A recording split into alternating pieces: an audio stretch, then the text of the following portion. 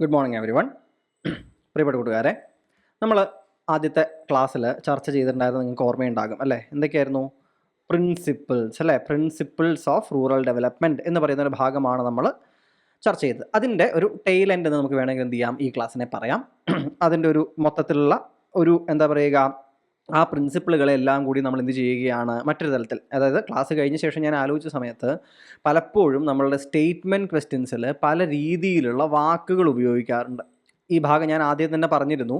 ഈ rural ഡെവലപ്മെൻറ്റിൻ്റെ principles എന്നുള്ള ഒരു ഭാഗം വരുന്ന സമയത്ത് അവിടെ നിന്നും തിയറിറ്റിക്കലായിട്ടുള്ള സ്റ്റേറ്റ്മെൻറ്റ് ടൈപ്പ് ഓഫ് ക്വസ്റ്റ്യൻസ്, അതായത് ആ കൺസെപ്റ്റ് നിങ്ങൾക്കറിയുമോ എന്ന് പരിശോധിക്കാനുള്ള തരത്തിലുള്ള ചോദ്യങ്ങളാണ് വരാൻ സാധ്യത. മനസ്സിലാവുന്നുണ്ടോ? അതുകൊണ്ട് നമ്മൾ എന്ത് ചെയ്യുകയാണ്, അതിനെ ഒന്നുകൂടി നമ്മൾ ഒരു റിവിഷൻ പോലെ കൂടി ഇതിനെ കണക്കാക്കുക. അതിനോടൊപ്പം എന്താണ്, നമ്മൾ അതിൻ്റെ ഒബ്സ്റ്റക്കിൾസ്, അതിനെതിരായി നിൽക്കുന്ന ചില പോയിന്റുകൾ കൂടി എന്ത് ചെയ്യുകയാണ്, നമ്മൾ ചർച്ച ചെയ്യുന്നതിന് വേണ്ടിയിട്ട് പോവുകയാണ്. അപ്പോൾ റൂറൽ ഡെവലപ്മെൻറ്റിൻ്റെ സ്കോപ്പ്, അതിൻ്റെ importance, why we should do it എന്നുള്ള കാര്യം മനസ്സിലാവുന്നുണ്ടോ? അപ്പോൾ ഇതിൻ്റെ എക്സ്റ്റെൻഡ് എത്രത്തോളം, റൂറൽ ഡെവലപ്മെൻറ്റിൻ്റെ സ്കോപ്പ് എന്തെല്ലാമാണ്, അതിൻ്റെ ഇമ്പോർട്ടൻസ് എന്തെല്ലാമാണ്, എന്തുകൊണ്ട് നമ്മളത് ചെയ്യണം, why we need rural development എന്ന് പറയുന്ന ചോദ്യം, അതുപോലെ തന്നെ എന്തെല്ലാം കാര്യങ്ങളാണ് അതിനെതിരായി നിൽക്കുന്നത് എന്ന് പറയുന്ന ഭാഗം. So as I told you people, it's A purely theoretical part and you can expect statement model questions from this. മനസ്സിലാവുന്നുണ്ടോ? അപ്പോൾ നിങ്ങൾ പലപ്പോഴും എന്താ പറയുക, ഇപ്പോൾ ഉദാഹരണമായിട്ട് പറയുകയാണെങ്കിൽ 4 സ്റ്റേറ്റ്മെൻറ്റ് തരാം. ഈ താഴെ തന്നിട്ടുള്ളവയിൽ എന്താ പറയുക, റൂറൽ ഡെവലപ്മെൻറ്റിന് അത്യാവശ്യമായി വേണ്ട സാധനങ്ങൾ എന്തെല്ലാം എന്ന് ചോദിച്ചാൽ ചിലപ്പോൾ ഏതെങ്കിലും ഒരെണ്ണം അതിന് ലോജിക്കലി എന്താവില്ല, ചേരുന്ന ഒന്നായിരിക്കില്ല. അപ്പോൾ അത് ഐഡൻറ്റിഫൈ ചെയ്യുക എന്ന തലത്തിലേക്ക് എന്ത് ചെയ്യാം, ചിലപ്പോൾ ചോദ്യങ്ങൾ വരാനായിട്ട് സാധ്യതയുണ്ട്. മനസ്സിലാവുന്നുണ്ടോ? അതായത് നമ്മൾ ചുരുക്കി പറയുകയാണെന്നുണ്ടെങ്കിൽ ഇത് എങ്ങനത്തെ ഒരു ഭാഗമല്ല, കുറേ ഡേറ്റാ പോയിൻ്റ് ഉള്ളൊരു ഭാഗമൊന്നുമല്ല. ഇതിപ്പോൾ നമ്മൾ ഇതിന് ശേഷം നമ്മൾ അടുത്ത ഒരു കാര്യം എന്താ പറയുക, ടോപ്പിക്ക് കിടക്കുന്നത് പ്രീ ഇൻഡിപെൻഡൻ്റ് എറയിൽ നടന്നിട്ടുള്ള പ്രധാനപ്പെട്ട എന്തിനെക്കുറിച്ച് നമ്മൾ പഠിക്കുന്നുണ്ട്, റൂറൽ ഡെവലപ്മെൻറ്റ് സ്റ്റെപ്പുകളെക്കുറിച്ച് നമ്മൾ പഠിക്കുന്നുണ്ട്. അവിടെ പക്ഷേ നമുക്ക് എന്ത് ചെയ്യാൻ പറ്റും, പോയിൻ്റ് ഔട്ട് ചെയ്തിട്ട് ഇന്ന ആളുടെ ഇന്ന പദ്ധതി ഇന്ന വർഷം നടന്നു, ഇന്ന എന്താ പറയുക അസോസിയേഷനാണ് അതിന് സപ്പോർട്ട് കൊടുത്തത്, അതുകൊണ്ട് ഇന്ന ഔട്ട്കം ഉണ്ടായി. അപ്പോൾ ടു ദ പോയിൻ്റ് എന്താണ് ക്വസ്റ്റ്യൻസ് വരുന്ന ഭാഗങ്ങളിലേക്ക് നമ്മൾ ഇനി കടക്കും. ഇവിടെ നിന്ന് എന്താണ് ജനറലായിട്ട് ഈ റൂറൽ ഡെവലപ്മെൻറ്റ് വരുന്ന കൺസെപ്റ്റ്, അതിൻ്റെ പോളിസി, അതിൻ്റെ സ്കോപ്പ്, ഇമ്പോർട്ടൻസ്, ഒബ്സ്റ്റക്കിൾസ്, ഇങ്ങനെയുള്ളൊരു തലത്തിലായിരിക്കും ഇവിടെ നിന്ന് എന്ത് ചെയ്യുക, ക്വസ്റ്റ്യൻസ് വരിക എന്ന കാര്യം കൂട്ടുകാർ ആലോചിക്കുന്നതിന് വേണ്ടിയിട്ട് ശ്രദ്ധിക്കുക. So we are revising the earlier part and we are adding some more points to that class. Okay ആണല്ലോ? ശരി. ഇനി ആദ്യം നമ്മൾ UN-ൻ്റെ, അതായത് ഇത്തരം ചില ക്വസ്റ്റ്യൻസിൽ എന്ത് വരാറുണ്ട്, പലപ്പോഴും ചോദ്യങ്ങൾ അവർ ഫ്രെയിം ചെയ്യുക UN-ൻ്റെ പോലെ, അതുപോലെ തന്നെ എന്താ പറയുക ഇന്ത്യയുടെ തന്നെ ചില എന്താ പറയുക മിനിസ്ട്രികളിലെ അത്തരത്തിലൊക്കെയുള്ള ചില ഡെഫിനിഷൻസിലൂടെയാണ് എന്ത് ചെയ്യുന്നത്, പലപ്പോഴും ഇത്തരത്തിലുള്ള ഭാഗങ്ങൾ സ്റ്റേറ്റ്മെൻറ്റ് ക്വസ്റ്റ്യൻസിൽ ചില സ്റ്റേറ്റ്മെൻറ്റുകൾ അവർ തയ്യാറാക്കുക. മനസ്സിലാവുന്നുണ്ടോ കൂട്ടുകാർക്ക്? നോക്കൂ, UN-ൻ്റെ റൂറൽ ഡെവലപ്മെൻറ്റ് എന്ന് പറയുമ്പോൾ UN പറയുന്നു, ഇറ്റ് ഈസ് എ പ്രോസസ്. എന്താണ് റൂറൽ ഡെവലപ്മെൻറ്റ് എന്ന് ചോദിച്ചു കഴിഞ്ഞാൽ, it's A process of change that improves the economic, social and cultural conditions of communities in rural areas. അതായത് വെറുതെ ഒരു എക്കണോമിക് ആയിട്ടുള്ള ഇമ്പ്രൂവ്മെൻറ്റ് മാത്രമല്ല, സാമ്പത്തികമായിട്ട്, അതായത് എല്ലാവർക്കും ഇപ്പോൾ നമുക്കറിയാമല്ലോ ഡയറക്റ്റ് ബെനിഫിറ്റ് ട്രാൻസ്ഫർ എന്ന് പറയുന്നത് നിങ്ങൾക്കറിയാം. ഈ ഡയറക്റ്റ് ബെനിഫിറ്റ് ട്രാൻസ്ഫറുകളിലൂടെയോ മറ്റ് രീതികളിലോ എക്കണോമിക് ആയിട്ട് ആളുകളെ എന്താണ് കുറച്ച് പണം അവർക്ക് എത്തിക്കുക എന്ന തലത്തിൽ മാത്രമുള്ളൊരു ഇമ്പ്രൂവ്മെൻ്റ് അല്ല ഉദ്ദേശിക്കുന്നത്. അതിലെന്തുകൂടി കിടക്കുന്നുണ്ട്, നമ്മളുടെ ഇന്ത്യ നമുക്കറിയാം അല്ലേ, ഒരു കൾച്ചറൽ ആയിട്ടാണെങ്കിലും ലിംഗ്വിസ്റ്റിക് ആണെന്നുണ്ടെങ്കിലും എല്ലാം ഡൈവേഴ്സ് ആയതുപോലെ തന്നെ നമ്മുടെ സമൂഹം എന്ന് പറയുന്നത് ഭയങ്കര സ്ട്രാറ്റിഫൈഡ് ആണ്. എന്താണ്, പല പല തലങ്ങളിൽ പല ഇടങ്ങളിലാണ് സമൂഹത്തിൻ്റെ ഓരോ ആളുകൾ നിൽക്കുന്നത്. അതിന് ജാതിപരമായിട്ടുള്ള, മതപരമായിട്ടുള്ള, എന്താ പറയുക, അങ്ങനെ പല കാരണങ്ങളുണ്ട്. അതുകൊണ്ട് തന്നെ സോഷ്യലായിട്ടുള്ള ഒരു ഇമ്പ്രൂവ്മെൻറ്റ് എന്താണ്, വളരെ അത്യാവശ്യമായിട്ടുള്ളൊരു കാര്യമാണ്. കൾച്ചറൽ ആയിട്ടുള്ളൊരു ഇമ്പ്രൂവ്മെൻറ്റ് എന്താണ്, വളരെയധികം അത്യാവശ്യമായിട്ടുള്ള കാര്യമാണ്. സോ റൂറൽ ഡെവലപ്മെൻറ്റ് എന്ന് വെച്ച് കഴിഞ്ഞാൽ ജസ്റ്റ് അവിടെ കുറേ അധികം വലിയ കെട്ടിടങ്ങൾ കെട്ടിയിട്ട് അതിൽ മുഴുവൻ എന്താ പറയുക കുറേ ആളുകളെ കയറ്റി ഇരുത്തുക എന്നതല്ല റൂറൽ ഡെവലപ്മെൻറ്റ്. സോഷ്യലായിട്ടുള്ളൊരു അവസ്ഥ എന്ത് ചെയ്യണം, ഇമ്പ്രൂവ് ചെയ്യണം, നല്ല രീതിയിലേക്ക് മാറണം. കൾച്ചറൽ ആയിട്ടുള്ള കണ്ടീഷൻസ് എന്തെങ്കിലും ബാക്ക്വേർഡ് ആണെങ്കിൽ അതെന്ത് ചെയ്യണം, അത് മുന്നോട്ടേക്ക് പോകണം. മനസ്സിലാവുന്നുണ്ടോ കൂട്ടുകാർക്ക്?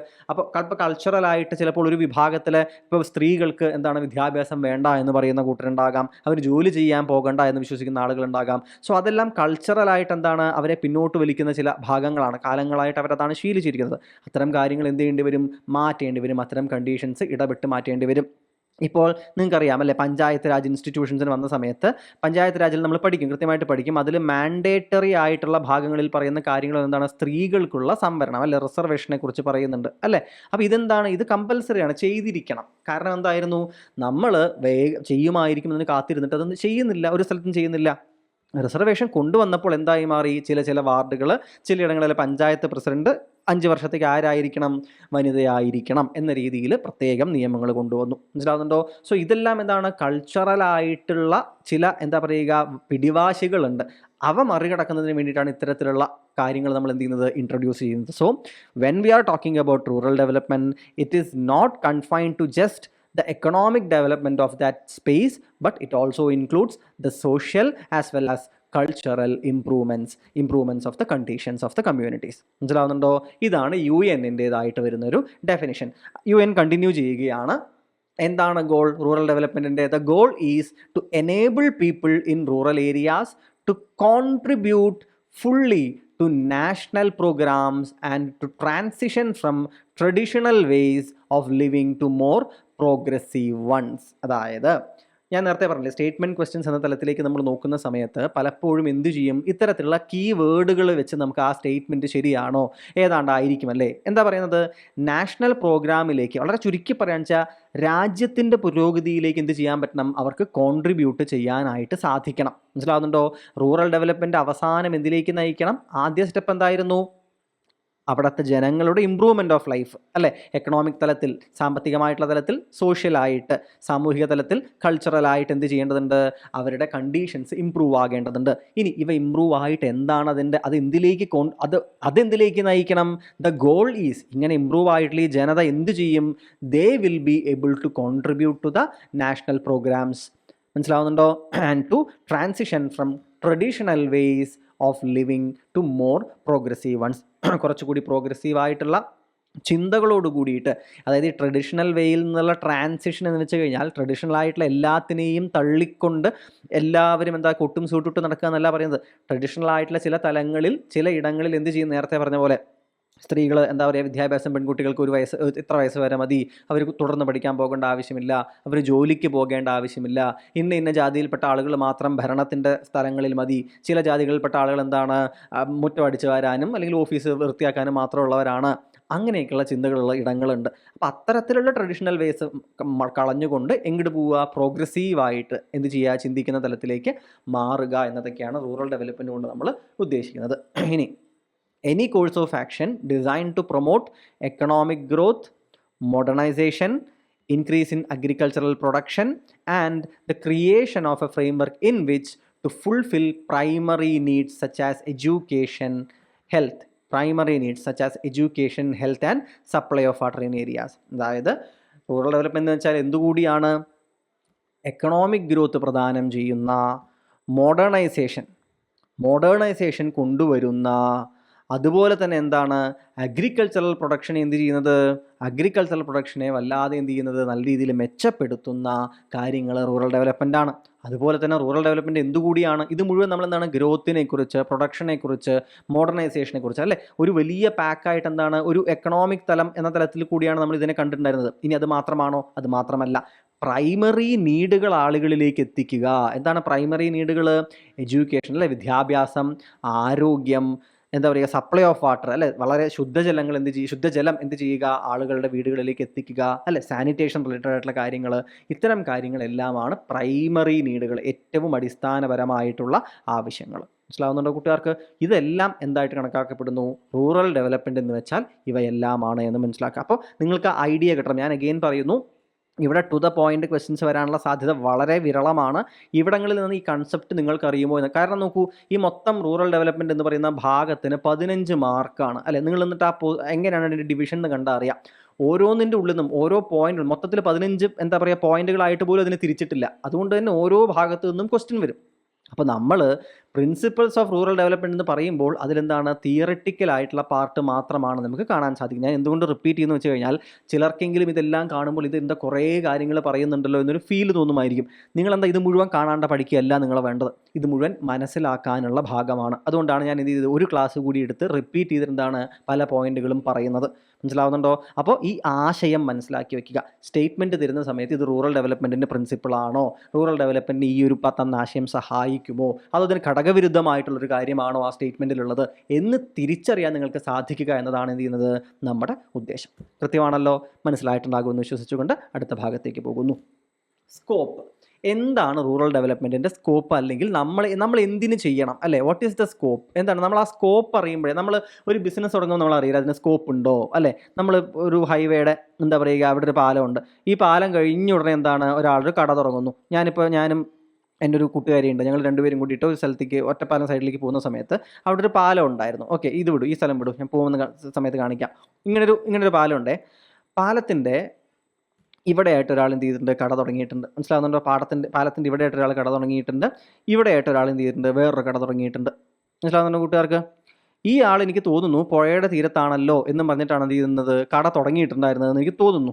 ഓക്കെ, പാലം ഇങ്ങനെ പോകുന്നുണ്ട്, പിന്നെ പുഴയുടെ മുകളിലേക്ക് പോകുന്നുണ്ട്, പുഴയുടെ തൊട്ടടുത്താണല്ലോ വെച്ച് ഇദ്ദേഹം ഒരു കട തുടങ്ങി. പക്ഷേ എപ്പോഴും ഈ കടയിലാണ് തിരക്ക്. അവിടെ സംഭവിച്ചത് എന്താ വെച്ചാൽ, ഇവിടെ എന്ത് ചെയ്യുന്നില്ല, ആളുകൾക്ക് കാണുന്നില്ല. മനസ്സിലാവുന്നുണ്ട്? ഇവിടെ ഒരു വലിയ എന്താ പറയുക, ചെടികളാണ് അവിടെ മൊത്തം. ഇത് കഴിഞ്ഞ് ഇവർ കാണുമ്പോഴേക്ക് ഈ കട കഴിഞ്ഞു പോയി വണ്ടികൾ. ഞങ്ങൾക്കതാ സംഭവിച്ചത്. അത് കഴിഞ്ഞ് തൊട്ടപ്പുറത്ത് അടുത്ത കട കണ്ടു, ഞങ്ങൾ ഇവിടെ പാർക്ക് ചെയ്തു, ആളുകൾ മുഴുവൻ ഇവിടെയുള്ളത്.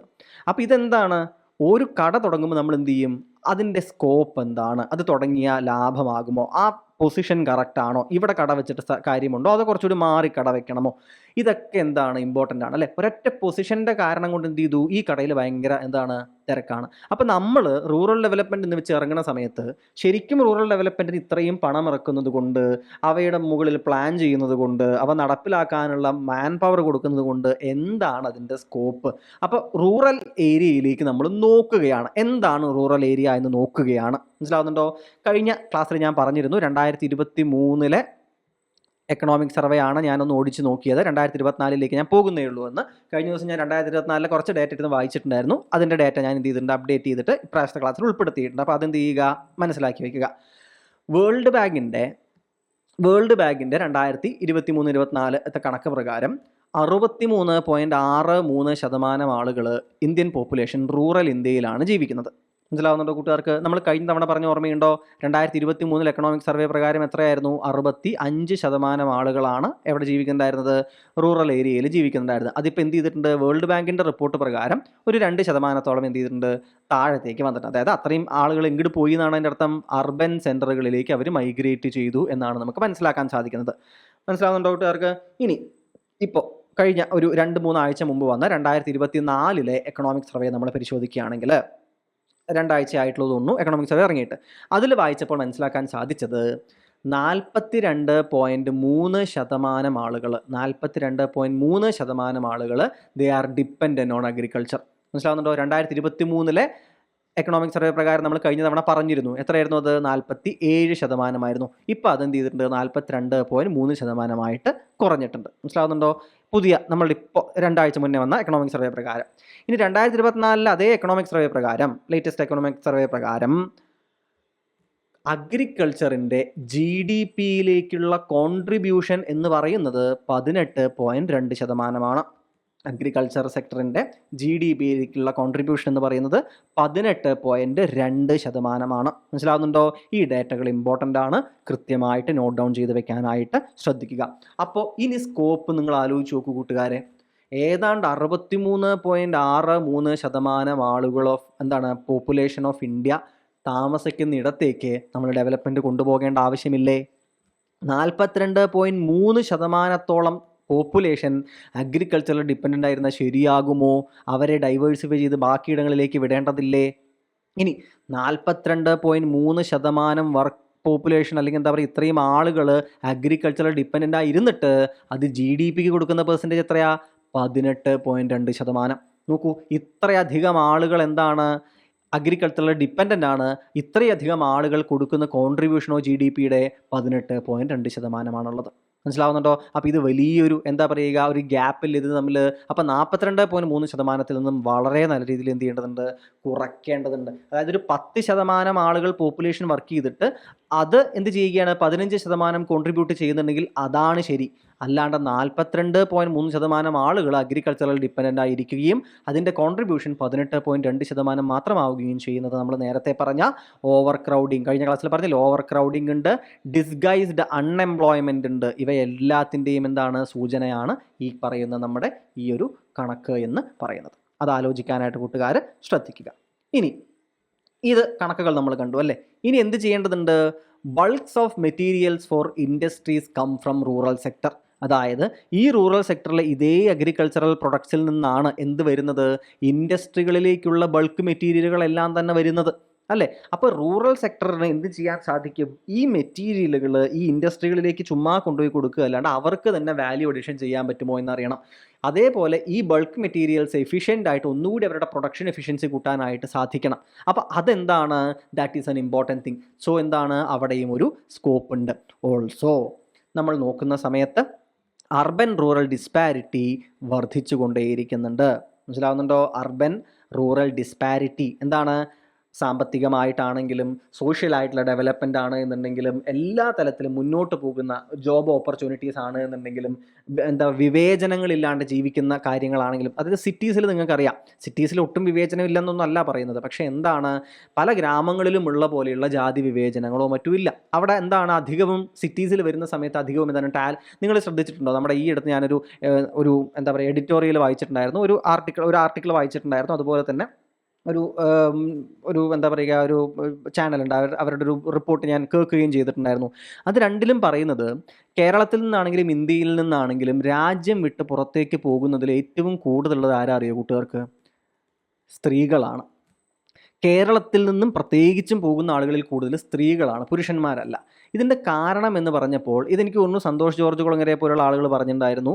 കുറേ അധികം എനിക്കൊരു മുരളി തുമ്മാരക്കുടി എന്ന് വെച്ചിട്ടുള്ള ഒരാളുണ്ട്. മുരളി തുമ്മാരക്കുടി ഒരു ദുരന്ത നിവാരണ വകുപ്പുമായി ബന്ധപ്പെട്ട് UN-ൻ്റെ അതിൽ വർക്ക് ചെയ്യുന്ന ഒരാളാണ് ഈ മുരളി തുമ്മാരക്കുടി എന്ന് പറയുന്ന ഇദ്ദേഹം പല കാര്യങ്ങൾ ഫേസ്ബുക്കിലും മറ്റിടങ്ങളിലും ഒക്കെ എഴുതാറുണ്ട്. നിങ്ങൾ വേണമെങ്കിൽ ഇദ്ദേഹത്തെ ഫോളോ ചെയ്യാൻ പറ്റിയ ഒരാളാണ്. UN-ലും മറ്റുമൊക്കെയുള്ള പല സർട്ടിഫിക്കറ്റുകളും അങ്ങനെ പല കാര്യങ്ങളുടെയൊക്കെ ഇൻഫർമേഷൻ വരുമ്പോഴൊക്കെ ഷെയർ ചെയ്യുന്ന ഒരാളാണ് ഈ മുരളി തുമ്മാരക്കുടി എന്ന് പറഞ്ഞ ഇദ്ദേഹം.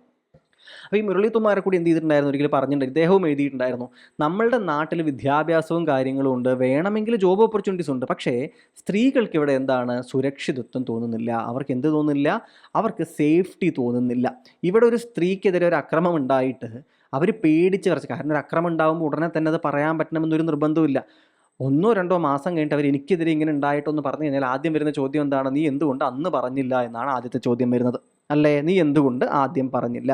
ഇപ്പോൾ ഈ അടുത്ത് വിനേഷ് ഫോഗട്ടിൻ്റെ നമ്മൾ കണ്ടിട്ടുണ്ടായിരുന്നു അല്ലേ. അപ്പോൾ വിനേഷ് ഫോഗട്ട് ഉൾപ്പെടെയുള്ള ആളുകൾ ഒരുപാട് സമരമൊക്കെ ചെയ്തിട്ടുണ്ടായിരുന്നു അല്ലേ. അപ്പോൾ എന്തുകൊണ്ട് ഇനി അടുത്ത സമരം നടക്കില്ല എന്ന് ചോദിച്ചപ്പോൾ പറഞ്ഞ എന്താണ്, ആ സമരം ചെയ്തതിന് ശേഷം എന്താണ് അവർക്ക് തിരിച്ചു കിട്ടിയത് എന്നത് കണ്ടുമ്പോൾ എന്താണ്, ഇനി അടുത്ത സ്ത്രീകൾ തുറന്നു പറഞ്ഞു വരുമോ, എനിക്കിത് പറ്റി എന്ന് പറഞ്ഞു വരുമോ? ധൈര്യം ഉണ്ടാവില്ല. കാരണം എന്താണ്, നമുക്കും പ്രത്യേകിച്ച് ഒന്നും കിട്ടാൻ പോകുന്നില്ലെന്ന് വിചാരിക്കും. അപ്പോൾ ഇത് എന്ത് ചെയ്തു, ഒരു വളരെ പ്രധാനപ്പെട്ട കാരണമായിട്ട് പറഞ്ഞിട്ടുണ്ടായിരുന്നു. മനസ്സിലാവുന്നുണ്ടോ? രാജ്യം വിട്ടിട്ട് ഒരുപാട് പേര് പോകുന്നതിൽ സ്ത്രീകൾ കൂടുതലാവാൻ കാരണം എന്തെന്ന് ചോദിക്കുമ്പോൾ എന്താണ്, അവർക്ക് പുറത്ത് സുരക്ഷിതത്വം ഫീൽ ചെയ്യുന്നു, അവർക്ക് കൾച്ചറലായിട്ടുള്ള പിടിച്ചുകെട്ടൽ, ഇങ്ങനെ നടക്കണം, അങ്ങനെ ചെയ്യാവൂ, ഇത്തരം പ്രശ്നങ്ങളൊന്നും ഇല്ലെന്ന് പറയുന്നു.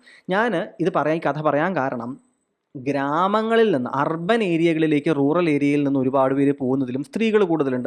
കാരണം എന്താ, എങ്ങനെയെങ്കിലും ഇവിടം വിട്ടിട്ട് ഒരു സിറ്റിയിലേക്ക് പോയാൽ മതി എന്ന് പറയുന്ന ഒരുപാട് പെൺകുട്ടികളുണ്ട്. കാരണം എന്താ, റൂറൽ ഏരിയ വെച്ചിട്ട് അവർക്ക് രാജ്യം വിട്ട് പോകാൻ പറ്റുന്നുണ്ടാവില്ല, പക്ഷേ റൂറൽ ഏരിയയെക്കാളും ഒന്നുകൂടി സ്വാതന്ത്ര്യമായിട്ട് കാര്യങ്ങൾ തീരുമാനിക്കാനും സമ്പാദിക്കാനും സ്വന്തം കാലിൽ നിൽക്കാനും സ്വന്തമായിട്ട് തീരുമാനം എടുക്കാനും എന്താണ് അർബൻ ഏരിയകളിൽ സാധിക്കുന്നു എന്നതാണ് പലരെയും എന്ത് ചെയ്യുന്നത്, അർബൻ ഏരിയസിലേക്ക് കൊണ്ടുവരുന്നത്. അപ്പം നമ്മൾ എന്ത് ചെയ്യാൻ നോക്കുകയാണ് റൂറൽ ഡെവലപ്മെൻറ്റിലൂടെ? അതുകൊണ്ടാണ് നേരത്തെ എന്ത് പറയുന്നത്, കൾച്ചറൽ ആയിട്ടുള്ള ചേഞ്ചുകളും കൊണ്ടുവരണം എന്ന് പറയുന്നത്. മനസ്സിലാവുന്നുണ്ടോ? ഒരു സ്ത്രീ ജോലി എടുക്കുകയാണെങ്കിൽ, അല്ലെങ്കിൽ അവിടുത്തെ വളരെ ആരോഗ്യകരമായിട്ടുള്ള സ്ത്രീ പുരുഷ ബന്ധങ്ങൾ ഉണ്ടാക്കിയെടുക്കൽ, ഇതെല്ലാം എന്താണ്, ഇമ്പോർട്ടൻ്റ് ആണ്. മനസ്സിലാവുന്നുണ്ടോ? അതായത് വിമൺ വർക്കിംഗ് പോപ്പുലേഷൻ എന്ന് വെച്ചത് കൂടുക എന്ന് വെച്ച് കഴിഞ്ഞാൽ എന്താണ് എൻ്റെ അർത്ഥം? നിലവിൽ 50% ആളുകളെ എന്ത് ചെയ്യുന്നുള്ളൂ, 50% ആണുങ്ങൾ, 50% അത്ര ആൾക്കാരുടെയാണ് എന്ത് ചെയ്യുന്നത്, കൃത്യമായിട്ടുള്ള ഒരു വർക്കിംഗ് പവർ പൊട്ടൻഷ്യൽ എന്ത് ചെയ്യുന്നത് കിട്ടുന്നത്.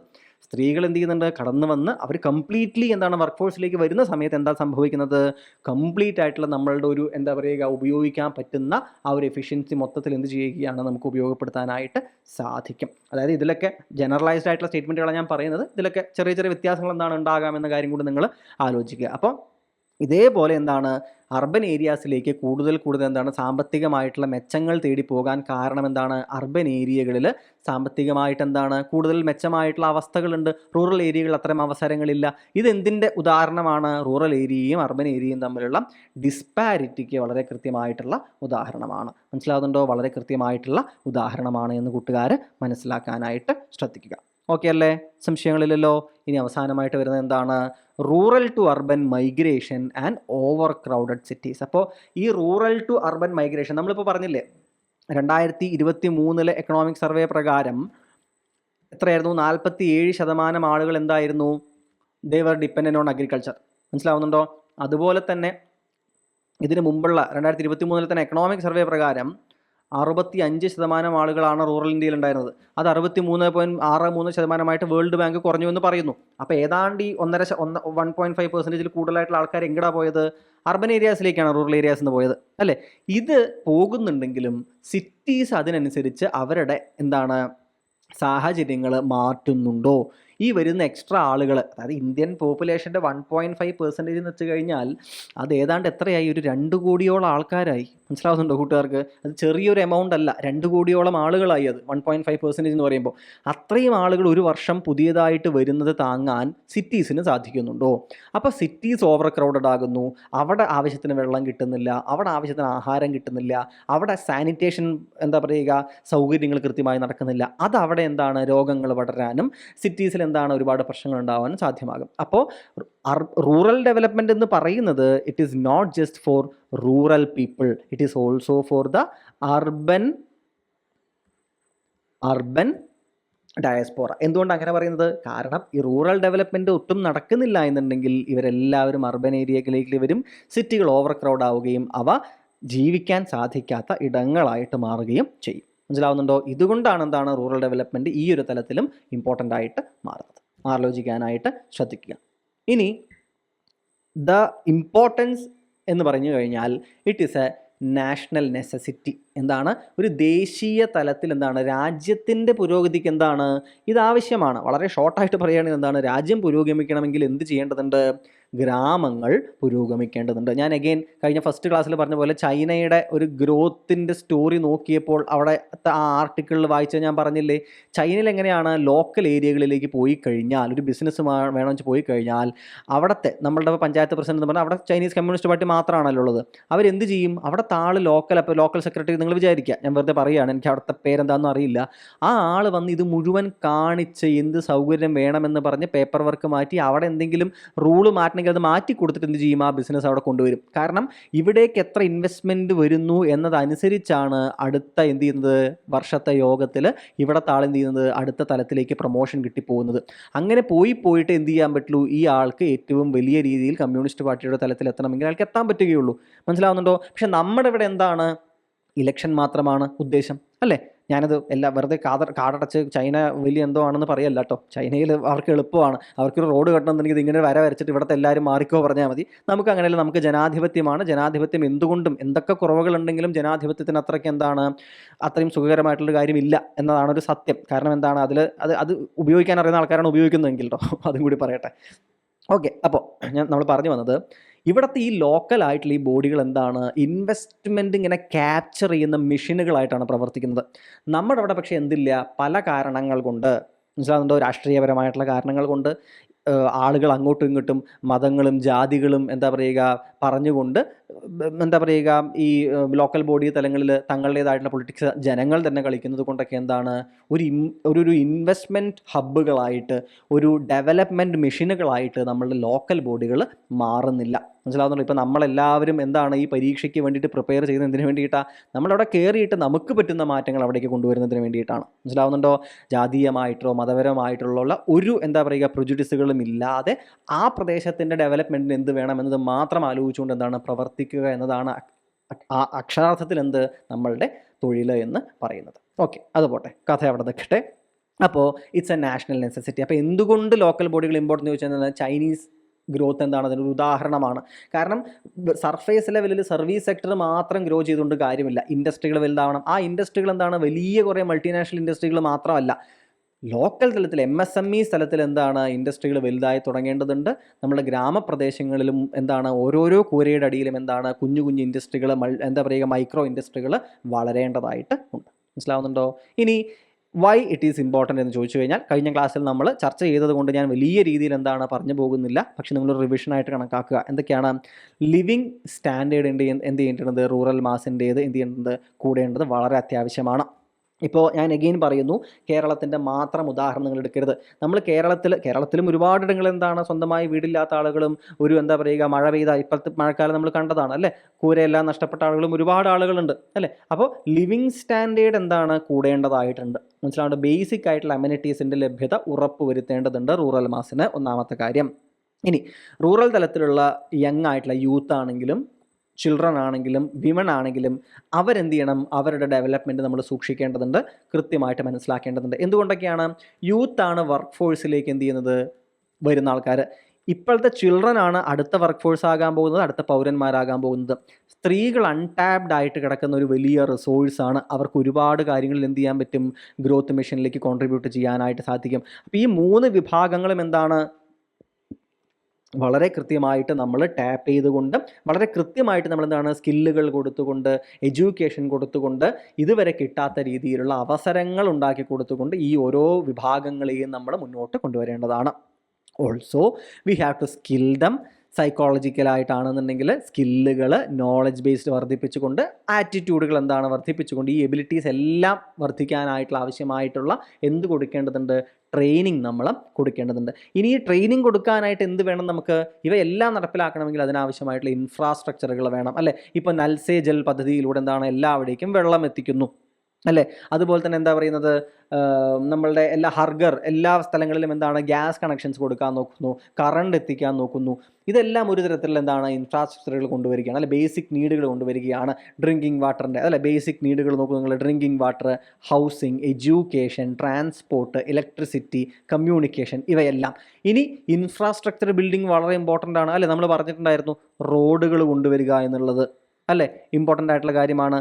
കമ്മ്യൂണിക്കേഷൻ തലങ്ങളിലുള്ള കാര്യങ്ങൾ എന്താണ് കൊണ്ടുവരിക എന്നുള്ളത് വളരെ വളരെ ഇമ്പോർട്ടൻ്റ് ആയിട്ടുള്ള കാര്യമാണ്. അപ്പോൾ ഓൾ ദീസ് തിങ്സ് എന്താണ്, ഇതെല്ലാം ഒന്നിച്ചു ചേർന്ന് പ്രവർത്തിക്കുമ്പോഴാണ് എന്ത് ചെയ്യുന്നത്, ജസ്റ്റ് ബേസിക് നീഡ്സ് മാത്രം കൊടുത്തിട്ട് കാര്യമുണ്ടോ? ബേസിക് നീഡ്സ് വളരെ അത്യാവശ്യമാണ്. അതിനുശേഷം അടുത്ത സ്റ്റെപ്പിലേക്ക് പോകണമെന്നുണ്ടെങ്കിൽ എന്ത് ചെയ്യേണ്ടതുണ്ട്, അവയെല്ലാം കൃത്യമായിട്ടുള്ള ഇൻഫ്രാസ്ട്രക്ചറൽ സപ്പോർട്ടിൽ ഇവയെല്ലാം വരേണ്ടതുണ്ട്. മനസ്സിലാവുന്നുണ്ടോ?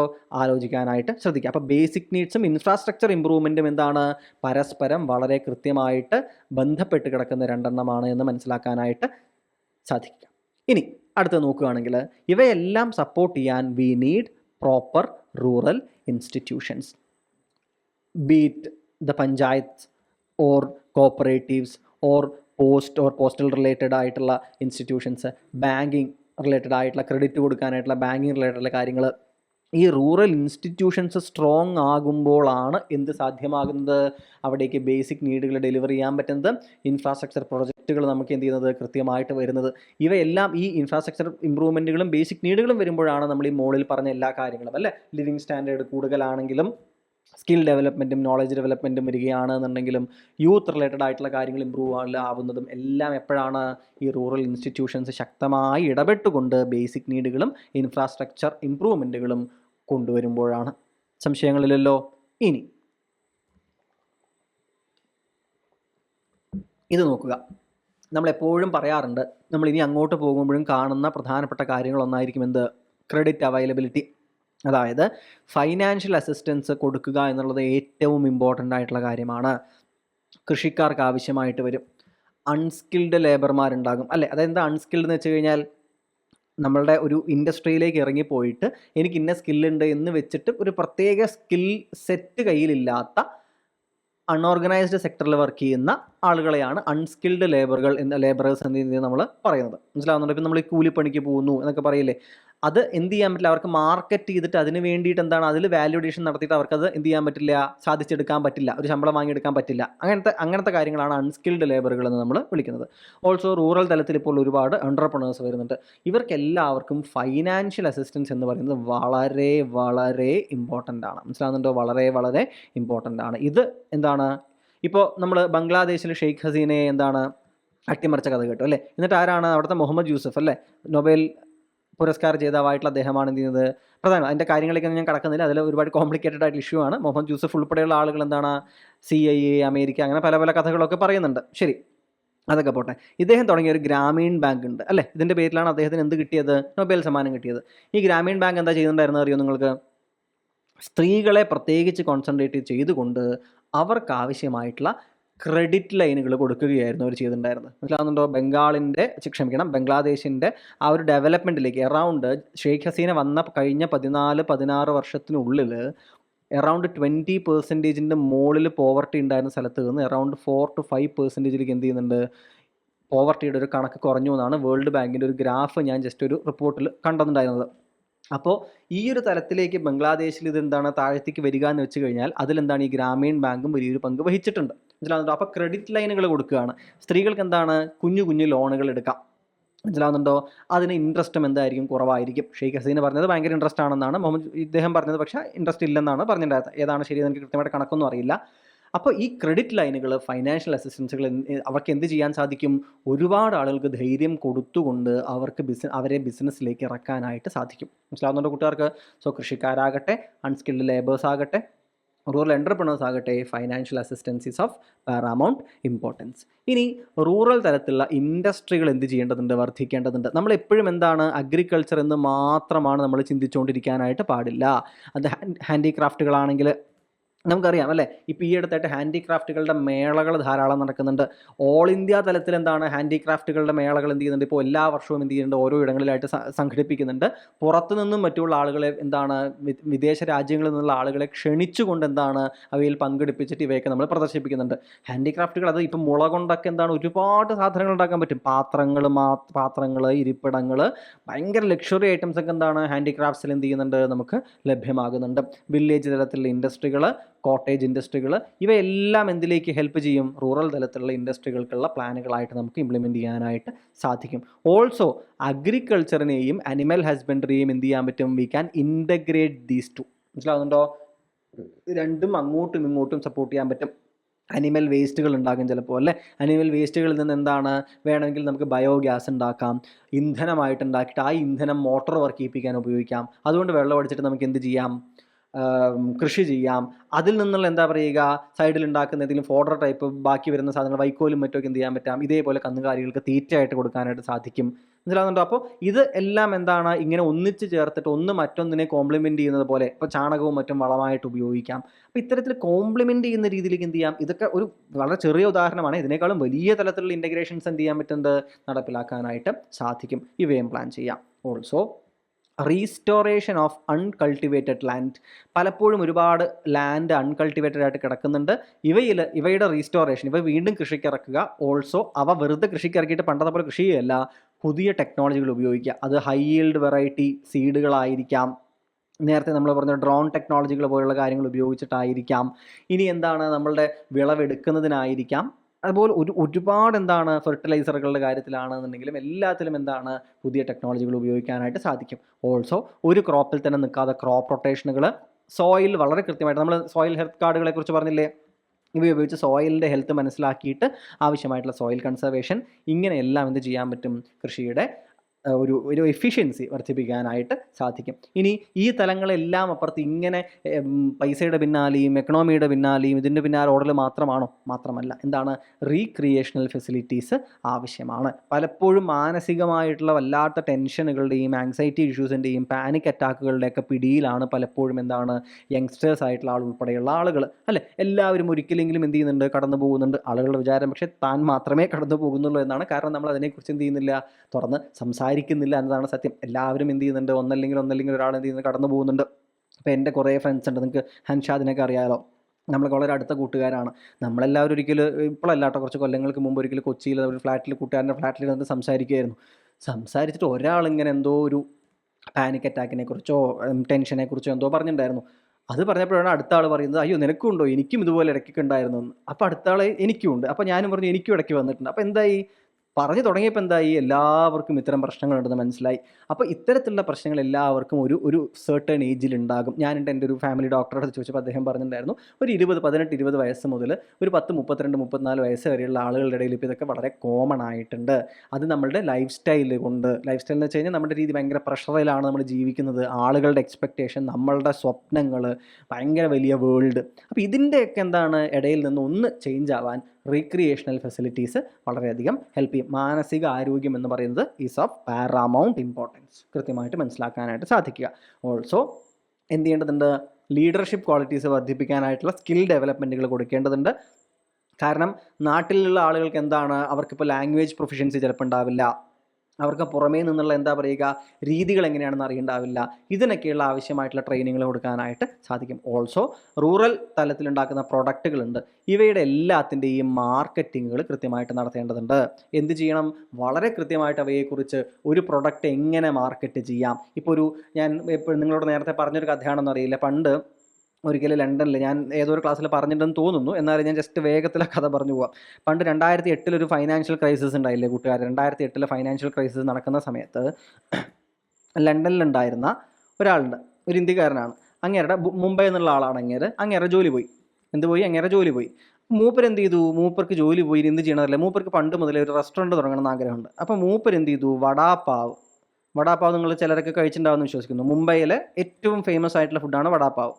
ഈ വടാപ്പാവ് എന്താണെന്ന് അറിയില്ലെങ്കിൽ ഒരു ഇങ്ങനെ ബണ്ണ് പോലത്തെ 2 ഭാഗങ്ങളുണ്ടാവും. അതിൻ്റെ നടുക്ക് ഒരു എന്തായിരിക്കും നമ്മുടെ ബോണ്ട പോലെ, അങ്ങനെയൊന്നും അല്ല കേട്ടോ, അതിൻ്റെ മിക്സൊക്കെ വേറെയാണ്. ഇതുണ്ടാവും, അതിൽ കുറച്ച് പൊടിയൊക്കെ ഇടും, ഒരു പച്ചമുളക് ഉണ്ടാവും, ഒരു പ്രത്യേക സോസ് ഉണ്ട്, എല്ലാം കൂടിയിട്ട് എന്ത് ചെയ്യും, ഇങ്ങനെ വിൽക്കാൻ പറ്റും. ഇങ്ങനത്തെ ഒരു സാധനമാണ് വടാപ്പാവ് എന്നാണ്. മുംബൈയിലെ പലയിടങ്ങളിലും എന്താണ് 10 രൂപ മുതൽ എന്താണ് അൾട്രാ റിച്ച് ആയിട്ടുള്ള വല്ല 2000 3000 വരെ ഒന്നിനുള്ള അത്രയും വില വരെയുള്ള വലിയ എന്താ പറയുക റേഞ്ചിൽ കിടക്കുന്ന മുംബൈക്കാരുടെ പ്രധാനപ്പെട്ട ഫുഡാണ് വടാപ്പാവ്.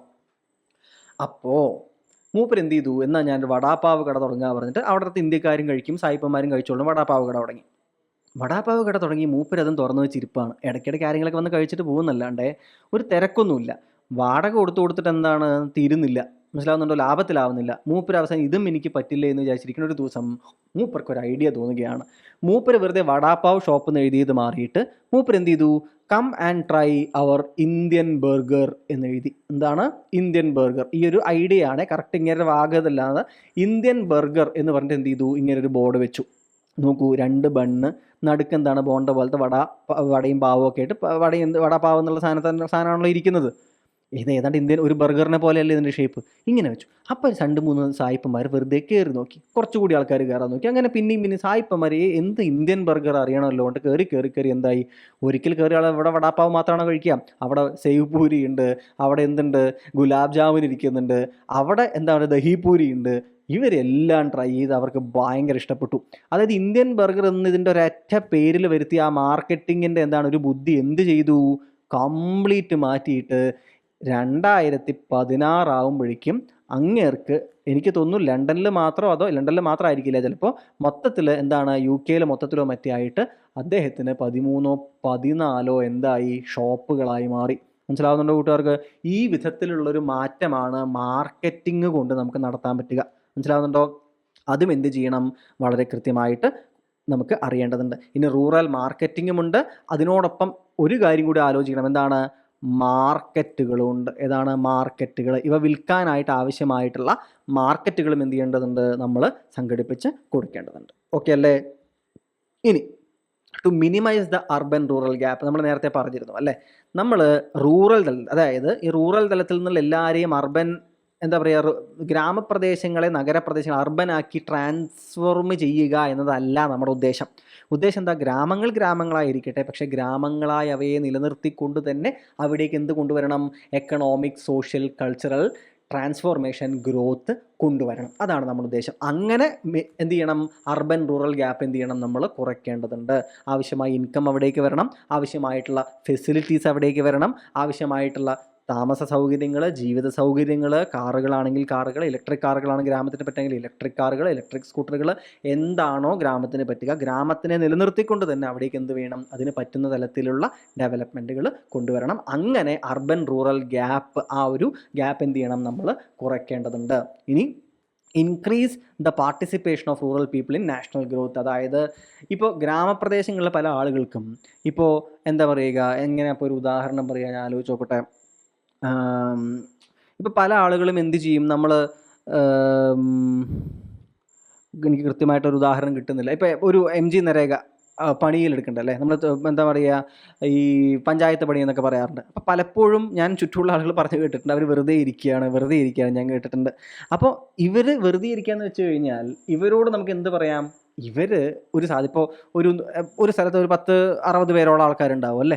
അപ്പോൾ ഈ 60 പേര് കൂടിയിട്ട് നമ്മുടെ നാട്ടിൽ തമാശയായിട്ട് പറയാറുണ്ട്, ഇവിടുന്ന് ഇവിടെ വരെയുള്ള 10 മീറ്ററുള്ള പുല്ല് ചെത്തലാണ് എല്ലാവരും കൂടി ചെയ്യുക എന്ന് പറയാറുണ്ട്.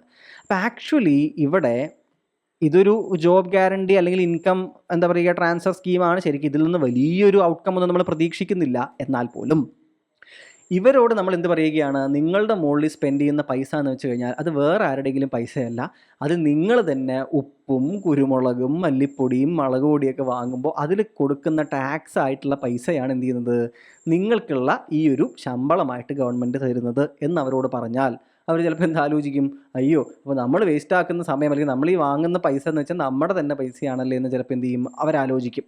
അപ്പോൾ ഈ നാഷണൽ ഗ്രോത്ത് എന്ന് പറയുന്നതിൽ റൂറൽ തലത്തിലുള്ള ആളുകൾക്ക് തന്നെ എന്തുണ്ട്, വലിയ പങ്കുണ്ട്.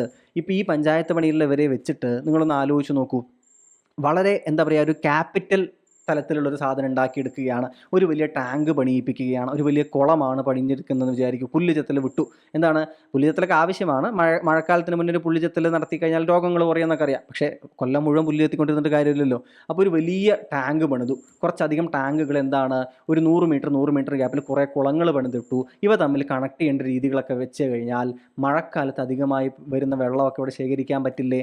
ഈ കുളങ്ങൾ മുഴുവൻ ഒരു വർഷം മുഴുവൻ എടുത്തിട്ട് ഒരു 30 കുളങ്ങൾ കുത്തിവെച്ചെന്ന് വിചാരിക്കൂ. അപ്രാവശ്യത്തെ മഴക്കാലം കഴിഞ്ഞ് വേനൽക്കാലം ആകുമ്പോൾ ഇതിന് മുഴുവൻ വെള്ളം ഉണ്ടാവില്ലേ? ആ വെള്ളം ഒരുപാട് രീതികളിൽ, കൃഷിക്കാണെങ്കിൽ കൃഷിക്ക്, അല്ലെങ്കിൽ വണ്ടികളുടെ എന്താ പറയുക, ഇവിടെ ഒരു വണ്ടി കഴുകാനെങ്കിലും അത് ഹെൽപ്പ് ആവില്ലേ?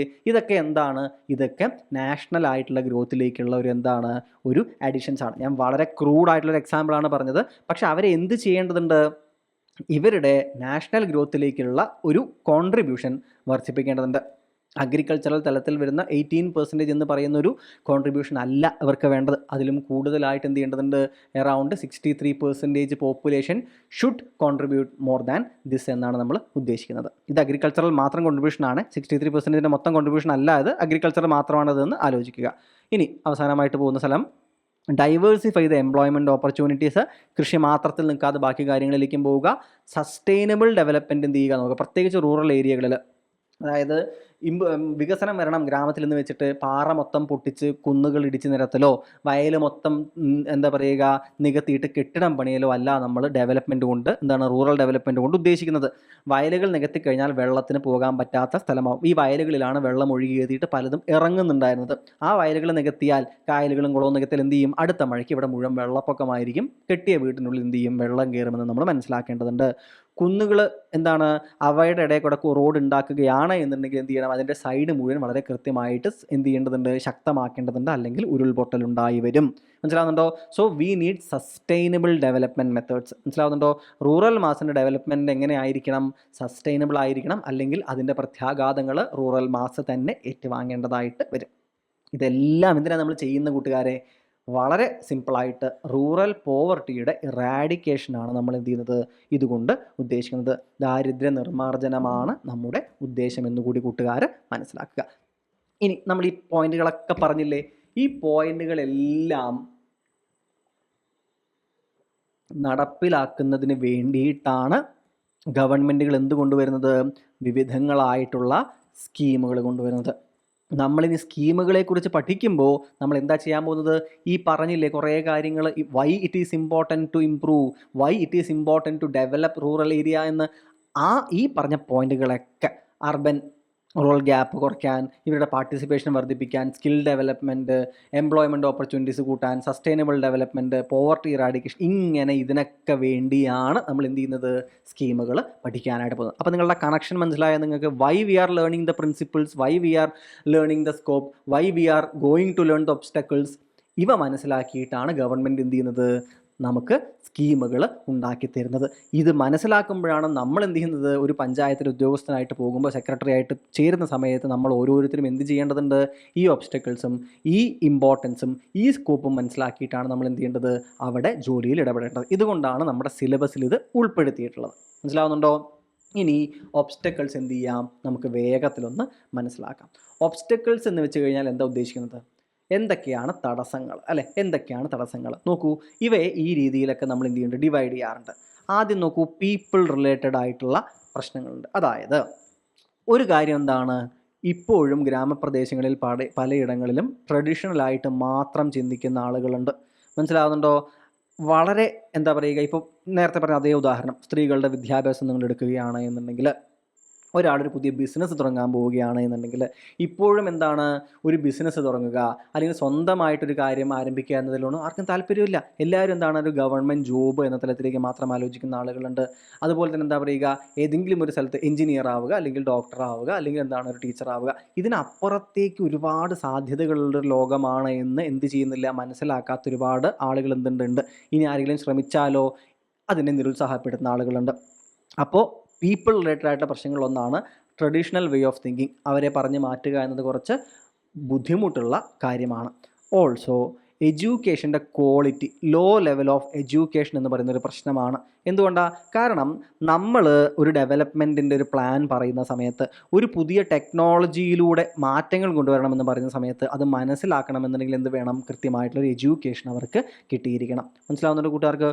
ഓൾസോ അവർക്ക് സൈക്കോളജിക്കലായിട്ടുള്ള, സയൻറ്റിഫിക് ആയിട്ടുള്ള കാര്യങ്ങളിൽ എന്ത് ചെയ്യാറുണ്ട്? പലപ്പോഴും അവരുടെ ഒരു ജ്ഞാനം ചിലപ്പോൾ കുറവാവാൻ സാധ്യതയുണ്ട്. അതുകൊണ്ട് തന്നെ പലപ്പോഴും റാഷണൽ ആയിട്ടുള്ള ചിന്തകളല്ല, ഇമോഷണൽ ആയിട്ടായിരിക്കും. നിങ്ങൾ ഗ്രാമപ്രദേശങ്ങൾ നമ്മൾ പറയാറില്ലേ, ഭയങ്കര ഇമോഷണൽ റിയാക്ഷൻസ് കൂടുതൽ വരാറുണ്ട് അല്ലേ? എന്തുകൊണ്ടാണ്? അവർ എന്താ പറയുക, അവർ ആരും റാഷണൽ അല്ല എന്നല്ല കേട്ടോ ഞാൻ പറയുന്ന കാര്യം എന്താ? സയൻറ്റിഫിക് ആയിട്ടുള്ളൊരു ടെമ്പറമെൻറ്റ് അല്ലെങ്കിൽ ഒരു സൈക്കോളജിക്കൽ ആയിട്ടുള്ള അതിനെക്കുറിച്ചുള്ള അറിവ് എന്ന് പറയുന്നത് പലപ്പോഴും പല കാര്യങ്ങളെക്കുറിച്ചും ഗ്രാമപ്രദേശങ്ങളിലുള്ളവർക്ക് കുറവാകാൻ സാധ്യതയുണ്ട്. ഇതും എന്ത് ചെയ്യും? ഈ ഡെവലപ്മെൻറ്റിൻ്റെ ഒബ്സ്റ്റക്കിളായിട്ട് നിർത്താറുണ്ട്. ഓൾസോ ഗ്രാമപ്രദേശങ്ങളിലെ ആളുകൾ റിസ്ക് എടുക്കാൻ പലപ്പോഴും പലരും എന്തായിരിക്കും? തയ്യാറാവില്ല. മനസ്സിലാവുന്നുണ്ട്? ഒരു കോൺഫിഡൻസിൻ്റെ ഇഷ്യൂ ഉണ്ടാകാറുണ്ട്. നഗരങ്ങളിലുള്ള ആളുകളെക്കാളും റിസ്ക് എടുക്കാണ്ട് ഉള്ള സൗകര്യങ്ങളിൽ ഒതുങ്ങിക്കൂടി പോകാമെന്ന് ആലോചിക്കുന്ന ആളുകളായിട്ട് കാണാറുണ്ട്.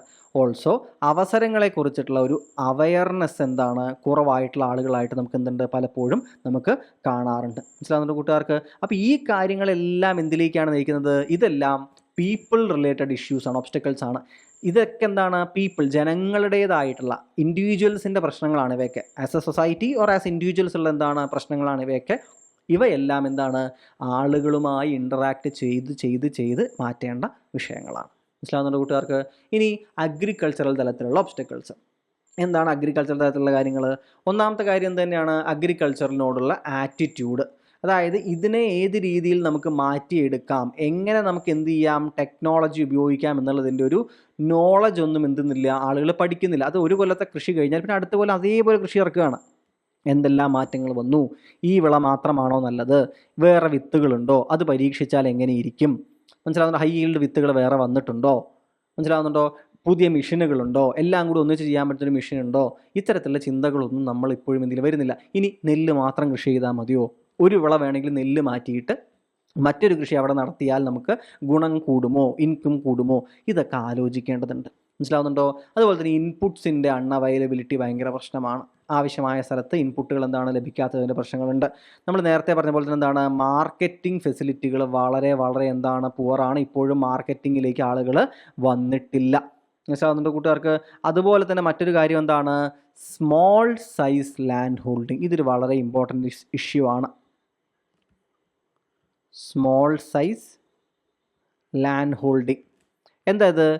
നമ്മൾ വളരെ പ്രധാനമായിട്ട് അഗ്രികൾച്ചറലായിട്ട് ഇംപ്രൂവ്ഡായി നിൽക്കുന്ന സംസ്ഥാനങ്ങളും ഇടങ്ങളും നോക്കുമ്പോൾ നമുക്ക് മനസ്സിലാവുന്ന ഒരു കാരണമാണ് നമ്മളുടെ ലാൻഡ് ഹോൾഡിംഗ് അതായത് നമ്മൾ പണ്ടെല്ലാം ജമീന്ദാർമാരുടെയും ലാൻഡ് ലോഡ്സിൻ്റെയും കയ്യിലായിരുന്നു. പിന്നെ നമ്മൾ എന്ത് ചെയ്തു? നമ്മൾ സ്വാതന്ത്ര്യം കിട്ടിയതിന് ശേഷം നമ്മൾ എന്ത് ചെയ്യുകയാണ്? ഭൂപരിഷ്കരണം കൊണ്ടുവന്നു, ലാൻഡ് റിഫോം ആക്ടുകൾ കൊണ്ടുവന്നു. എന്നിട്ട് എല്ലാവർക്കും ഭൂമി പകുത്ത് നൽകി അല്ലേ? അപ്പോൾ സംഭവിച്ചു, നല്ല കാര്യമാണ്. പക്ഷെ സംഭവിച്ചത് എന്താ? പരമാവധി ആളുകൾ, എനിക്ക് തോന്നുന്നു എത്ര പെർസെൻറ്റേജ് ആണ്, ഞാൻ ഇനി അടുത്ത ഏതെങ്കിലും സമയം വരുമ്പോൾ ഞാൻ നോക്കി കൃത്യമായിട്ട് പറഞ്ഞു തരാം. ഞാൻ ഏതാണ്ട് ഷുവറാണ് 60% മുകളിൽ ആളുകൾ അടുത്ത് എന്താണ് ഈ സ്മോൾ സൈസ് ലാൻഡ് ഹോൾഡിംഗ് ഉള്ള കർഷകരാണ്. 60% അല്ല, അതിലും കൂടുതൽ എത്രയോ പെർസെൻറ്റേജ് ആൾക്കാർ എന്താണ് സ്മോൾ സൈസ് ലാൻഡ് ഹോൾഡിങ്സാണ്. അപ്പോൾ ഇവിടെ എഫക്റ്റീവായിട്ട് വലിയ തോതിൽ കൃഷികൾ നടക്കില്ല. അത് എന്ത് ചെയ്യേണ്ടതുണ്ട്? അങ്ങനെ ചെയ്യണമെന്നുണ്ടെങ്കിൽ എന്ത് ചെയ്യണം? കോപ്പറേറ്റീവ് തലത്തിലേക്ക് ആളുകൾ വരണം. മനസ്സിലാവുന്നുണ്ടോ? ഇവരെല്ലാവരും ഒന്നിച്ച് ചേർന്ന് അവരുടെ എല്ലാ ലാൻഡും കൂടി എന്താണ് പൂൾ ചെയ്ത് ഒന്നിച്ച് ചേർത്ത് എന്ത് ചെയ്യണം? അവരെല്ലാവരും കൂടി ഒരൊറ്റ വിത്ത് വിതയ്ക്കുന്നു. അതിപ്പോൾ കേരളത്തിലൊക്കെ അത് എന്ത് ചെയ്യുന്നുണ്ട്. ഒരേ സമയത്ത് വിതയ്ക്കുന്നു, ഒരേ സമയത്ത് കൊയ്യുന്നു. അവർ ഒന്നായിട്ട് ടീമായിട്ട് പോയിട്ട് എന്ത് ചെയ്യുന്നു? വില പറയുന്നു, വിൽക്കുന്നു. ഇങ്ങനെ ചെയ്യുകയാണെങ്കിൽ എന്ത് ചെയ്യും? മൊത്തത്തിൽ വിള ആ ക്വാണ്ടിറ്റി കിട്ടും, ആ ക്വാളിറ്റി ഉണ്ടാകും. അത്രയും എളുപ്പത്തിൽ എഫിഷ്യൻ്റായിട്ട് എന്ത് ചെയ്യും വർക്ക് നടക്കും. നേരെ മറിച്ച് സ്മോൾ സൈസ് ലാൻഡ് ഹോൾഡിങ്ങിൽ അവനവനെ പറ്റിയ ഇതിൽ മാത്രം ചെയ്താലോ ഒട്ടും എഫിഷ്യൻ്റ് ആയിരിക്കില്ല, കുറച്ച് സൈസേ ഉണ്ടാവുകയുള്ളൂ, കിട്ടുന്ന പ്രൊഡക്റ്റ് എന്ന് പറയുന്നത് അത്തരത്തിലുള്ള പ്രശ്നങ്ങളുണ്ടാവും. അപ്പോൾ സ്മോൾ സൈസ് ലാൻഡ് ഹോൾഡിംഗ് എന്ന് പറയുന്നത് നമ്മളുടെ ഇവിടുത്തെ അഗ്രികൾച്ചർ റിലേറ്റഡ് പ്രോബ്ലങ്ങളിലെ പ്രധാനമായിട്ടുള്ള ഒരു വിഷയം തന്നെയാണ് എന്ന് കൂട്ടുകാർ മനസ്സിലാക്കുക. അപ്പോൾ അഗ്രികൾച്ചർ റിലേറ്റഡ് ആയിട്ട് എന്തുണ്ട്, ഇത്തരത്തിലുള്ള പ്രശ്നങ്ങളുണ്ട്. മനസ്സിലാവുന്നുണ്ടോ? സംശയങ്ങളില്ല എന്ന് വിചാരിക്കുന്നു. ഇനി ഇൻഫ്രാസ്ട്രക്ചർ റിലേറ്റഡ് ആയിട്ടുള്ള പ്രശ്നങ്ങൾ. ഇൻഫ്രാസ്ട്രക്ചർ റിലേറ്റഡ് ആയിട്ടുള്ള പ്രശ്നങ്ങൾ എന്താണ്? വളരെ വളരെ സിമ്പിളായിട്ട് പറയാം. എന്താണ്? പുവർ ഇൻഫ്രാസ്ട്രക്ചർ ആണ്. ഇത് മാറിക്കൊണ്ടിരിക്കുന്നേ ഉള്ളൂ. പുവർ ഇൻഫ്രാസ്ട്രക്ചർ ഉണ്ട്. അത് ഇൻഫ്രാസ്ട്രക്ചർ എവിടെയൊക്കെ വരും? എല്ലായിടങ്ങളിലും. വാട്ടർ, വെള്ളം വീടുകളിലേക്ക് എത്തിക്കേണ്ട കാര്യം നോക്കുകയാണെന്നുണ്ടെങ്കിൽ, കറണ്ട്, ഇലക്ട്രിസിറ്റി എത്തിക്കുന്ന കാര്യം നോക്കുകയാണെന്നുണ്ടെങ്കിൽ, ട്രാൻസ്പോർട്ടേഷൻ റിലേറ്റഡ് ആയിട്ടുള്ള എന്താ പറയുക കാര്യങ്ങൾ, എഡ്യൂക്കേഷൻ ഇൻസ്റ്റിറ്റ്യൂഷൻസിലൊക്കെ ലബോറട്ടറികൾ വേണം, പരീക്ഷണം നടത്താൻ അവർക്ക് സാധിക്കണം, വലിയ പ്ലേ ഗ്രൗണ്ടുകൾ ആവശ്യമാണ്, അല്ലേ? ഇത്തരത്തിൽ എല്ലാ സൗകര്യങ്ങളും നമ്മൾ എഡ്യൂക്കേഷൻ ഇൻസ്റ്റിറ്റ്യൂഷൻസ് ആണ് കുട്ടികളെ എന്ത് ചെയ്യുന്നത്, പുതിയ പൗരന്മാരായിട്ട് വാർത്തെടുക്കുന്നത്. ഹെൽത്ത് ആകട്ടെ, കോൾഡ് സ്റ്റോറേജ് ഫെസിലിറ്റികളാകട്ടെ, ഇങ്ങനെ ഇൻഫ്രാസ്ട്രക്ചർ തലത്തിൽ നമ്മൾ വളരെയധികം ലാക്ക് ചെയ്യുന്നുണ്ട്. ഇനി അടുത്ത് നോക്കൂ, എക്കണോമിക് തലത്തിൽ നോക്കുകയാണെങ്കിൽ എന്താണ്, നമുക്ക് ക്രെഡിറ്റ് അവൈലബിലിറ്റി എന്താണ്, കിട്ടുന്നുണ്ട്, പക്ഷേ ഇപ്പോൾ എന്താണ്, വളരെ ടൈറ്റ് ആയിക്കൊണ്ടേയിരിക്കുന്നുണ്ട്. ക്രെഡിറ്റ് അവൈലബിലിറ്റി എന്താണ്, കുറയുന്നുണ്ട്. ഈ ക്രെഡിറ്റ് അവൈലബിലിറ്റി കുറയുന്നത് എന്ത് ചെയ്യുന്നുണ്ട്? ഇൻപുട്ടുകൾ വേണമല്ലേ കൃഷിക്കും മറ്റും, അതിൻ്റെ കോസ്റ്റ് എന്ത് ചെയ്യുകയാണ്, വല്ലാണ്ട് വർദ്ധിച്ചു കൊണ്ടിരിക്കുകയാണ്. അവർക്കത് താങ്ങാനായിട്ട് സാധിക്കുന്നില്ല. മനസ്സിലാവുന്നുണ്ട് കൂട്ടുകാർക്ക്? അതുപോലെ തന്നെ എന്താണ്, ടെക്നോളജി, പുതിയതായിട്ടുള്ള ടെക്നോളജി വരുന്നുണ്ട്, പക്ഷേ ഈ ടെക്നോളജികളൊക്കെ എന്താണ്, ഇവർക്ക് അവൈലബിൾ ആയിട്ടുള്ള, അല്ലെങ്കിൽ എന്താ പറയുക, അവർക്ക് പ്രാപ്യമായിട്ടുള്ള തലത്തിലുള്ള ഒരു ചിലവല്ല അതിനുള്ളത്, വലിയ ചിലവിലാണ് ഇവയൊക്കെ വരുന്നത്. മനസ്സിലാവുന്നുണ്ടോ? ഇതും സ്മോൾ ലാൻഡ് ഹോൾഡിങ്ങും ചേർത്ത് നിങ്ങൾക്ക് വായിക്കാം. ഒരു ചെറിയ ലാൻഡ് മാത്രമുള്ള ഒരു കർഷകന് ഒരു ഡ്രോൺ വാങ്ങിയിട്ട് വിത്ത് വിതയ്ക്കാൻ പറ്റുമോ? പറ്റില്ല. പക്ഷേ ഒരു കോപ്പറേറ്റീവായിട്ട് ഒരു വലിയ ഏരിയ എല്ലാവരും കൂടെ ഒന്നിച്ച് ചേർന്നാലോ, അവർക്ക് എല്ലാവർക്കും ഒന്നിച്ച് ചേർന്ന് പൈസ ഇട്ട് ആ ഏരിയ മൊത്തത്തിൽ ഡ്രോണിനെ കുറിച്ച് എന്ത് ചെയ്യാം, വിത്ത് വിതപ്പിച്ചിട്ട് വിടാൻ വേണ്ടിയിട്ട്, അല്ലെങ്കിൽ വളമൊക്കെ കീടനാശിനിയൊക്കെ അടുപ്പിച്ച് വിടാനായിട്ട് സാധിക്കും. അപ്പോൾ ഇതൊക്കെ എന്താണ്, അങ്ങോട്ടും ഇങ്ങോട്ടും കണക്റ്റഡ് ആണ് എന്ന കാര്യം എന്ത് ചെയ്യുക, മനസ്സിലാക്കാനായിട്ട് കൂട്ടുകാരെ ശ്രമിക്കുക. ഓക്കെ അല്ലേ? അടുത്ത ഭാഗത്തേക്ക്, അടുത്ത പോയിന്റ് നോക്കുക. എന്താണ്? സോഷ്യൽ ആൻഡ് കൾച്ചറൽ ആയിട്ടുള്ള ഒബ്സ്റ്റക്കിൾസ്. എന്താണ്? നമ്മൾ നേരത്തെ പറഞ്ഞ പോലെ കൾച്ചറൽ നോമുകളുണ്ട്, ട്രഡീഷനുകളുണ്ട്, അതുപോലെ തന്നെ കാസ്റ്റ് പ്രകാരത്തിലുള്ള റിലീജിയസ് ആയിട്ടുള്ള, ലിംഗ്വിസ്റ്റിക് ആയിട്ടുള്ള, വിശ്വാസപരമായിട്ടുള്ള വ്യത്യാസങ്ങളെല്ലാം ഉള്ള ആളുകൾ തമ്മിൽ എന്ത് ചെയ്യും, സഹകരിച്ച് പോവാത്തതിൻ്റേതായിട്ടുള്ള ഒരുപാട് പ്രശ്നങ്ങൾ സോഷ്യൽ ആൻഡ് കൾച്ചറൽ പ്രോബ്ലങ്ങളായിട്ട് നമുക്ക് അവൈലബിൾ ആണ് എന്ന കാര്യം എന്ത് ചെയ്യാം, നമുക്ക് കാണുന്നുണ്ട്. ഇനി ലീഡർഷിപ്പ് റിലേറ്റഡ് ആയിട്ടുള്ള ഇഷ്യൂസ് ഉണ്ട്. എന്താണ് ലീഡർഷിപ്പ് റിലേറ്റഡ് ആയ ഇഷ്യൂസ്? അതായത് നമ്മൾ നേരത്തെ എഡ്യൂക്കേഷൻ്റെ കാര്യം പറഞ്ഞു, സയൻറ്റിഫിക് ടെമ്പർമെൻറ്റ് റിലേറ്റഡ് ആയിട്ടുള്ള കാര്യങ്ങൾ പറഞ്ഞു. അപ്പോൾ ഇതെല്ലാം നയിക്കുന്നത് എന്തിലേക്കാണ്? ലീഡർഷിപ്പ് റിലേറ്റഡ് ആയിട്ടുള്ള ഇഷ്യൂസിലേക്കാണ്. അതായത് പ്രോപ്പറായിട്ടുള്ള എഡ്യൂക്കേഷൻ ഉണ്ടെങ്കിൽ മാത്രമേ എന്ത് കിട്ടുന്നുള്ളൂ, എന്തെല്ലാമാണ് അവസരങ്ങൾ, ഓപ്പർച്യൂണിറ്റികൾ, അവസരങ്ങൾ എന്തെല്ലാം പുറത്തുണ്ട്, ഓപ്പർച്യൂണിറ്റീസ് എന്തെല്ലാം ഉണ്ട്, കറൻ്റ്ലി ആയിട്ടുള്ള എന്താണ്, അപ്ഡേറ്റഡ് ആയിട്ട് ഒരാൾ ഇരിക്കണമെന്നുണ്ടെങ്കിൽ ഇതിനെല്ലാം എന്ത് വേണം? Education is very important. മനസ്സിലാവുന്നുണ്ടോ? എഡ്യൂക്കേഷൻ കിട്ടണം, പുറമേയുള്ള ആളുകളുമായിട്ടുള്ള കണക്ഷൻ വേണം, അത് ആണാകട്ടെ പെണ്ണാകട്ടെ വേണം. ഇത് മാത്രമാണ് അപ്ഡേറ്റഡ് ആക്കുന്ന ഒരാളെ, ഈ അപ്ഡേറ്റഡ് ആയിട്ടുള്ള ഒരാൾക്ക് മാത്രമേ എന്ത് ചെയ്യാൻ പറ്റുള്ളൂ, പ്രോപ്പർ ലീഡറായിട്ട് ആക്ട് ചെയ്യാനായിട്ട് സാധിക്കുള്ളൂ.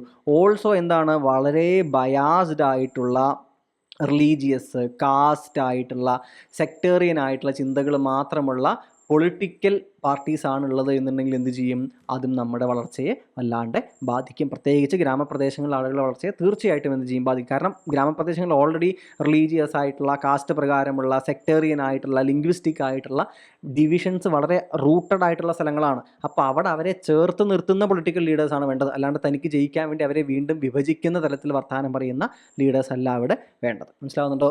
സോ ലീഡർഷിപ്പ് റിലേറ്റഡ് ആയിട്ടുള്ള ഇഷ്യൂസ് ഉണ്ട്. ഇവരെ കൊഹസീവായിട്ടുള്ളൊരു ഫോഴ്സ് ആക്കിയിട്ട് കൊണ്ടുപോകാൻ സാധിക്കുന്ന ലീഡർഷിപ്പ് അവൈലബിൾ ആകുന്നില്ല. അവസാനമായിട്ട് അഡ്മിനിസ്ട്രേറ്റീവ് തലത്തിലുള്ള പ്രശ്നങ്ങൾ. എന്താണ് അഡ്മിനിസ്ട്രേറ്റീവ് തലത്തിലുള്ള പ്രശ്നങ്ങൾ എന്നുകൊണ്ട് ഉദ്ദേശിക്കുന്നത്? അതായത് നമുക്ക് പ്ലാനിംഗ് കമ്മീഷൻ ഉണ്ടായിരുന്ന സമയത്ത് നമുക്കറിയാം അല്ലേ, എന്താണ് പ്ലാനിംഗ് കമ്മീഷൻ്റെ പ്രധാന പ്രശ്നങ്ങളൊന്നും എടുത്ത് എന്താ പറഞ്ഞിട്ടുണ്ടായിരുന്നത്, ടോപ്പ് ടു ബോട്ടം പ്ലാൻ ആയിരുന്നു അവിടെ നടക്കേണ്ടായിരുന്നത്. എന്താണ്, മോളിൽ നിന്ന് ഒരു കുപ്പായം തയ്ക്കും, എന്നിട്ട് ആ കുപ്പായം എല്ലാവർക്കും കൊടുക്കും. അതായത് ബീഹാറിലുള്ളൊരു പഞ്ചായത്തിനും കേരളത്തിലുള്ളൊരു പഞ്ചായത്തിനും ഒരേ കുപ്പായം കൊടുത്തിട്ട് കാര്യമുണ്ടോ? കാര്യമില്ല. അപ്പോൾ ഈ top to bottom approach administrative തലത്തിൽ ഇപ്പോഴും നടത്തുന്ന സ്ഥലങ്ങളുണ്ട്. അത് എന്ത് ചെയ്യില്ല, താഴെ തട്ടിലുള്ള ആളുകളുടെ അഭിപ്രായങ്ങളനുസരിച്ച് അവരുടെ ആവശ്യങ്ങൾക്കനുസരിച്ചിട്ടുള്ള ഒരു സൊല്യൂഷൻ ആയിരിക്കില്ല കിട്ടുക. അതെന്തിനെ ബാധിക്കും? റൂറൽ ഡെവലപ്മെൻറ്റിനെ ബാധിക്കും. മനസ്സിലാവുന്നുണ്ട് കൂട്ടുകാർക്ക്? ഓൾസോ ഈ അഡ്മിനിസ്ട്രേറ്റീവ് തലത്തിലുള്ള ആളുകളിലേക്ക് പൊളിറ്റിക്കൽ ഇൻ്റർഫിയറൻസ് എന്ത് ചെയ്യാം, നടക്കാം. അതുപോലെ തന്നെ എന്താണ്, പലപ്പോഴും എന്ത് നടക്കാം, ബജറ്റിൻ്റെ പ്രോപ്പർ യൂട്ടിലൈസേഷൻ നടക്കില്ല. ഈ അഡ്മിനിസ്ട്രേറ്റീവ് തലത്തിൽ എന്ത് ചെയ്യില്ല, ബജറ്റിൻ്റെ പ്രോപ്പർ യൂട്ടിലൈസേഷൻ നടക്കില്ല. കുറേ തുക എന്ത് ചെയ്യും, സാമ്പത്തിക വർഷം കഴിയുമ്പോഴും ചിലവഴിക്കാണ്ട് കുറേ തുക കിടക്കുന്നുണ്ടാവും. അത് പിന്നീട് എന്ത് ചെയ്യും, സാമ്പത്തിക വർഷം കഴിയുമ്പോൾ തിരിച്ചെന്ത് ചെയ്യും, അക്കൗണ്ടിലേക്ക് തന്നെ ചിലപ്പോൾ ലാപ്സ് ആയിട്ട് പോകും. മനസ്സിലാവുന്നുണ്ടോ? അപ്പോൾ ഇങ്ങനെയുള്ള അഡ്മിനിസ്ട്രേറ്റീവ് തലത്തിലുള്ള ഇഷ്യൂസും എന്തിന് കാരണമാകുന്നുണ്ട്, ഒബ്സ്റ്റക്കിൾസ് ആയിട്ട് നിൽക്കുന്നുണ്ട്. മനസ്സിലാവുന്നുണ്ടോ കൂട്ടുകാർക്ക്? അപ്പോൾ ഈ തലങ്ങളിലുള്ള ഈ പ്രശ്നങ്ങളെല്ലാം മറികടന്നാൽ മാത്രമേ നമുക്ക് എന്ത് ചെയ്യാനായിട്ട് സാധിക്കുകയുള്ളൂ, നമുക്ക് വളരെ കൃത്യമായിട്ട് ഒരു റൂറൽ ഡെവലപ്മെൻറ്റ് എന്ന തലത്തിലേക്ക് നമ്മുടെ രാജ്യത്തിനെ കൊണ്ടുപോയി റൂറൽ തലത്തിലേക്ക് വികസനവും മറ്റും കൊണ്ടുവരാനായിട്ട് നമുക്ക് സാധിക്കുകയുള്ളൂ. ഓർക്കുക, ഒബ്സ്റ്റക്കിൾസ് നമ്മൾ പറഞ്ഞു, ഇമ്പോർട്ടൻസ്, സ്കോപ്പ് എന്നിവയൊക്കെ നമ്മൾ എന്ത് ചെയ്തിട്ടുണ്ട്, ചർച്ച ചെയ്തിട്ടുണ്ട്.